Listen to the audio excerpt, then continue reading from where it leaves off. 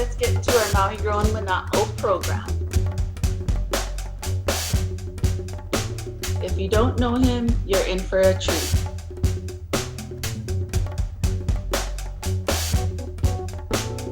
You'll be surprised at how much you will learn in just 20 minutes. I want to welcome all of you to our very first live webinar, Maui Grown Manaʻo. We've developed this series to stay connected and to deliver educational information during these interesting times. Our 30-minute live presentations, we hope, will help you to better use medical cannabis as an important part of your integrative health program. So now let's get to our Maui Grown Manaʻo program. Live from Los Angeles, California, Michael Bacchus. Hey there, everybody. How are you? Hello, I can't Michael. tell you how much I miss being in Maui. Good afternoon. And the topic we're going to explore today is cannabis and anxiety.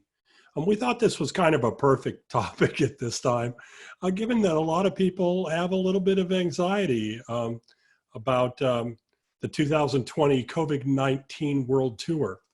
So, but also anxiety is a common symptom among qualified cannabis patients. And one of the things that we can learn today are basically some techniques for dealing with anxiety using cannabis medicines. So the parts of the brain that manage stress and anxiety are controlled by your body's own endocannabinoid system. And the active ingredients in cannabis, particularly THC and CBD, which we're going to talk about today, interact directly with this endocannabinoid system and other systems throughout the brain. If used correctly, cannabis medicines are terrific for reducing stress, but you have to understand the proper dose and how the different cannabinoids, THC and CBD, work. So we're going to talk about that a little bit today. First, let's focus on cannabinoid effects. So THC is the most famous cannabinoid, tetrahydrocannabinol. And the reason it's so famous is it's psychoactive. So you really know when you've taken it because you can feel its effect on your perceptions. However, along with those effects on perceptions are a host of medical effects as well. And one of the things that we want to look at when we use cannabis for anxiety is the control of our THC dose, because THC at low doses can relieve anxiety, but at high doses, it can actually cause anxiety. So we'll explore that a little bit today. CBD, on the other hand, is non-psychoactive. It doesn't have any intoxicating or euphoric effects at all.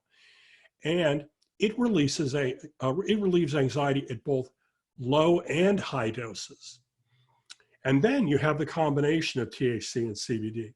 It's my favorite for dealing with anxiety because it makes it possible to take, CBD makes it possible to take larger doses of THC without causing anxiety.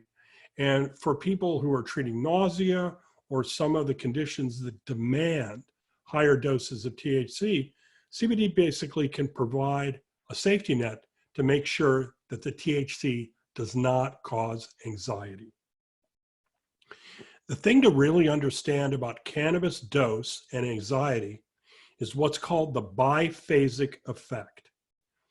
And what that is that THC causes anxiety at high doses, but can relieve anxiety at low doses.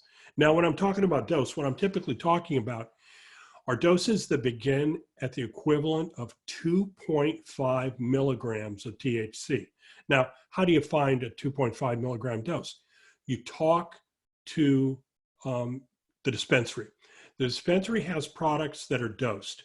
So the tinctures are dosed, the vape carts are dosed, the capsules are dosed, and working with your staff member, what you can get is you can get a very, very clear idea of what your effective dose will be for treating anxiety.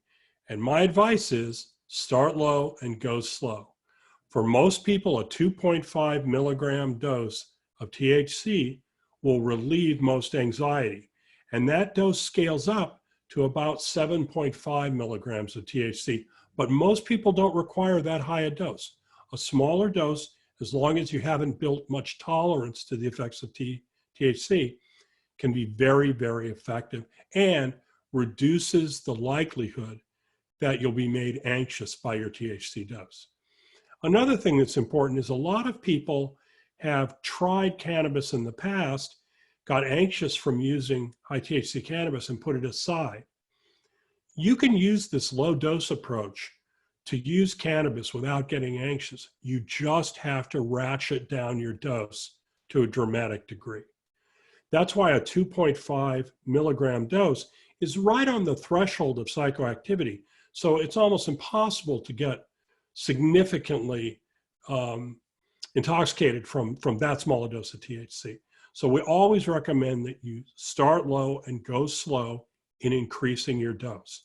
Now, let's say you take a 2.5 milligram dose and it's not enough. What do? Well, what you can do is you can double the dose you're taking of, let's say, an oral tincture every 3 days. And what that'll do is that'll help you very quickly find the dose that's right for you. Now, for most people, if they start with 2.5 milligrams of THC, in 3 days, they'll switch to 5 milligrams of CBD, THC, and that's enough, okay? 5 milligrams of THC for most people will be fine for anxiety and for a lot of conditions related to pain. Occasionally, you'll have to go higher than that. You may have to go to 7.5 or above, but do it very, very slowly so you don't put yourself in the position of getting anxiety as a side effect when you may be trying to treat anxiety. As I mentioned before, you have this biphasic dose. You have different behavior in these cannabinoids like THC, depending on the dose you take. The most common problem that people have with oral cannabis is they take too large a dose and they go past their sweet spot low dose for anxiety, and they end up taking enough to cause anxiety. And there are a couple things you can do to avoid that. One is, instead of taking THC by itself, you can take THC with CBD, or you can take CBD by itself. CBD by itself is a pretty potent anti-anxiety, anti-inflammatory compound and works really well for most people at doses of around 10 milligrams. You can buy a CBD tincture. They're super, super easy to use. And again, they have no euphoria involved with them. So if you're concerned about euphoria, you won't have that problem with CBD. So here are the ways you can do this. You can take a very low dose of THC, starting at 2.5 milligrams. You can take a dose of CBD by itself up to around 10 milligrams. Or you can take THC and CBD together. Now, the advantage of taking them together is that CBD protects your brain from the activity of THC that can cause anxiety at higher doses. In other words, if you require a higher dose of THC and you're concerned about it potentially causing anxiety, then just take a small dose of CBD or an equal dose at the same time you take the THC, or you can actually take CBD a couple of hours before you take THC. And the great thing about that is it works kind of like a seatbelt or safety net to make sure you don't have anxiety effects caused by higher doses of THC. The whole game in using medical cannabis is finding the dose that's most effective for you. I call it the minimum effective dose. And for most people, that dose starts at 2.5 milligrams of THC, 5 milligrams of CBD, or 2.5 milligrams of THC and CBD together, 5 milligrams of cannabinoids total. However, this dose depends on whether you're going to taking it by inhalation or taking it orally. The advantage to inhalation is you feel the dose of cannabinoids much more quickly. whether it's THC or CBD, because it goes directly through your lung tissue into your bloodstream. If you take it via oral method, what happens is it has to get processed through your stomach and liver to get to your bloodstream. And the process, especially in the case of THC, it slightly changes the drug from THC to 11-hydroxy THC. 11-hydroxy THC is slightly stronger than inhaled THC, delta-9 THC, and it lasts a lot longer. Now that can be a big advantage if you're dosing for pain. A small dose of oral THC can work a really long time. The downside is it takes a long time to work. So often when you take an oral dose of cannabis, you may have to wait up to 2 hours to feel the effect. And it's really, really important when you're taking cannabis orally not to get impatient. If you take a dose and you don't feel it for an hour and you take another dose and then they both hit you 2 hours and 3 hours later, respectively, you can end up uncomfortably intoxicated and anxious.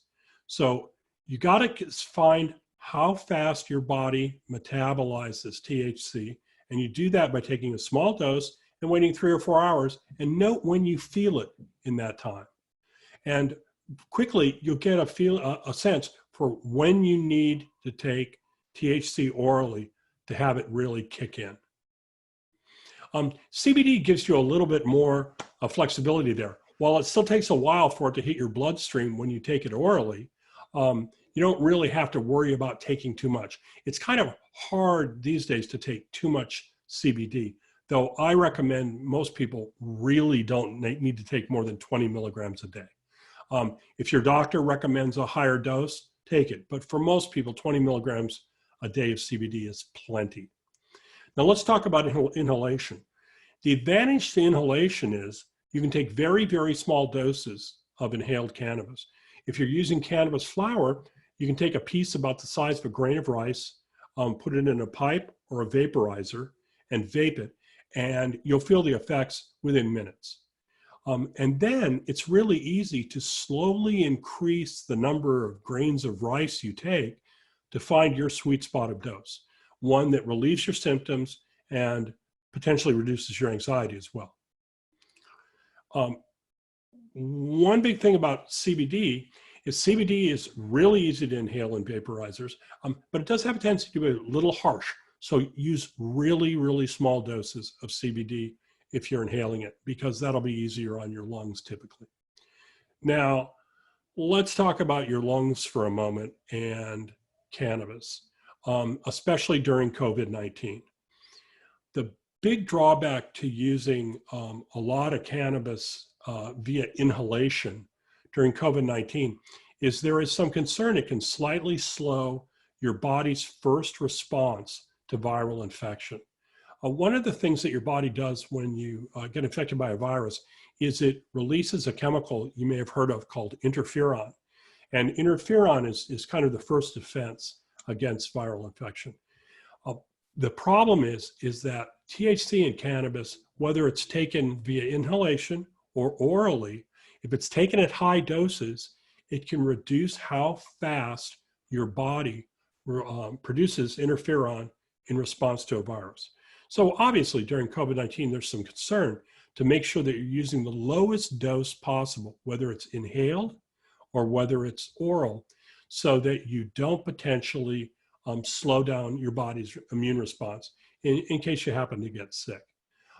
Another thing that's important is that a lot of people who've been using medical cannabis for a long time have slowly increased their dose over time. And that can be problematic because what you can do is you can actually predispose your lungs towards bronchitis and coughing and things that you really don't want to be suffering from if you happen to get infected with COVID.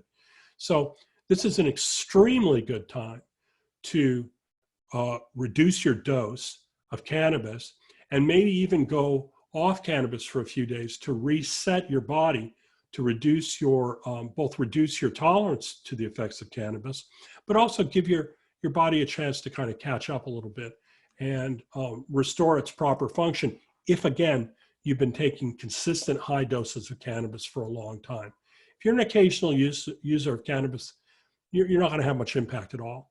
But one of the things I'd like you to consider is using the least amount of inhaled cannabis you can, shift it to oral cannabis when possible. If you're using inhaled cannabis for symptom relief, just get control over your dose. Find your minimum effective dose and don't go past it. All right. So really start to understand how your relationship to cannabis and how it works in your body by really paying attention to its effects. A lot of people, because cannabis is non-toxic, have a tendency to use it chronically. And this is a period of time with this pandemic going on where we really want to get a handle on how we're using cannabis and make that use very, very conscious. One of the alternatives to smoking cannabis, if you want to inhale, is vaporization. I'm going to show you a couple of vaporizers here. I have two of them. This one is a Mighty from Storz & Bickel. This is my favorite vaporizer. It has temperature control on it. Turn this on. Might be able to see that little temperature display kick in. So you can set it to the exact temperature you want for what you're vaporizing. If I'm vaporizing high THC flowers, I'll use a different temperature than if I'm using high CBD flowers. If the cannabis I'm using is a concentrate, it may also adjust the temperature. I find the Mighty to be a really, really terrific vaporizer, and it's carried at Maui grown. This is a Firefly 2. I was given this for Christmas this year by one of my partners in LA. It's a convection vaporizer and looks kind of like a regular pipe. It has a little bowl right here and a little convection oven that heats the cannabis. It can be used also for concentrates or flowers. It's really good, though. For me personally, I kind of like the Mighty and Crafty, these two vaporizers that are made by Storz & Bickel. I find them to be the most consistent. So the big thing about using a vaporizer for cannabis is realizing that it's effectively smoking in slow motion, which means that when you vaporize cannabis from a vaporizer, the active compounds in the cannabis are going to come off at different rates. What that means is that when you first inhale off a vaporizer, inhale cannabis flower, you're going to get the terpenes, the essential oils in the cannabis. Those are pharmacologically active, but very different than THC. You can definitely feel them like you feel THC, but it's a different effect because they're different compounds. So at first, when you inhale off a vaporizer, you're going to get mainly terpenes and some cannabinoids. What'll happen is then slowly, with every inhalation through the vaporizer, with the same dose, you're going to start to get fewer terpenes and more cannabinoids. Effectively, vaporization is smoking in extreme slow motion, and most people who use vaporizers don't know how to be patient with them. Because cannabinoids have no taste, they put the vaporizer down when the terpenes are gone. What you need to do is you need to go past the point at which the taste begins to diminish, and that'll make sure that you get all the cannabinoids off the vaporized flower or concentrate. And that's really good because vaporizers are much, much more efficient than smoking. When you smoke cannabis, about only 25 to as high as 50% of the cannabinoids get into your bloodstream from the flower. When you vaporize, that number can approach 80% or even higher. So what's great is you can use a lot less flower to get the same effect, provided you're patient and understand that the compounds will come off the vaporized cannabis more slowly than when they're smoked. But I gotta say, I've got a light case of asthma, and honestly, vaporizing cannabis has really become primarily the only way that I'll inhale it. Additionally, you can try moving to a combination of tinctures and inhalation, or just inhalation. Or just oral, if you find that you're getting side effects that you're noticing from inhaled cannabis. Oral cannabis, while it's a little more potent, it's very easy to dose, and obviously has few lung side effects. The last thing I want to focus on is the cumulative effects of cannabis throughout the day. One of the things that people don't understand is they don't understand that every time they take a dose of cannabis, as it starts to wear off, there are still active metabolites from the cannabis in your body. So what happens during the day is you take one dose and it wears off, but some of those metabolites hang around. Then you take a second dose, and what will happen is during the day, you'll get slowly more intoxicated from THC cannabis unless you slightly reduce the dose each time. And that gives you a really level dose and blood level throughout the day of both active metabolites like THC and things like 11-hydroxy THC that your body breaks THC into, but are still active. So this can really allow you to dial in your cannabis dose, because what it allows you to get is a very, very even response from the first time you use cannabis medicines in the morning until you go to sleep at night. We've talked a little bit about cannabis and immunity. I just want to emphasize again that really you should consider reducing your dose of inhaled cannabis if you have any pre-existing lung condition and we're in the middle of a pandemic, because you want to have your lungs working as best they can.